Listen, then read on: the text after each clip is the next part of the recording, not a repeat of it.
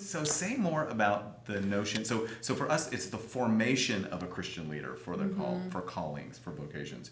Say more about the notion of these formations. You said a couple of really important things already in terms of embedded in a community, a diversity of voices. What else do you think is needed to form these leaders, and particularly in your case, as you talk about forming the sociological imagination? Yeah, humility, and not a vague humility. I think most Christians, particularly Christian leaders, it's one thing I like about Christian leaders. They want to be humble, most of them, at least there's an intent there and some action towards that. But it tends to be really vague, and I think when you don't cultivate your understanding of humility and what it means to be humble in the context of the sociological imagination, then your humility is only going to be humility that translates to people who come from your background.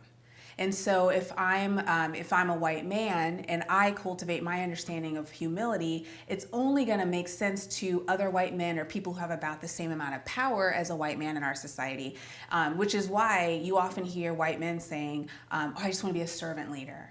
Servant leadership makes a lot of sense when you come from a place of power and you are identifying with the powerful part of Jesus, who becomes a servant, right? But if you are coming from a different place and your sociological imagination is informed by your experience as a member of an oppressed group in society, then you're not identifying with the most powerful part of Jesus. You're identifying with the most oppressed part of Jesus.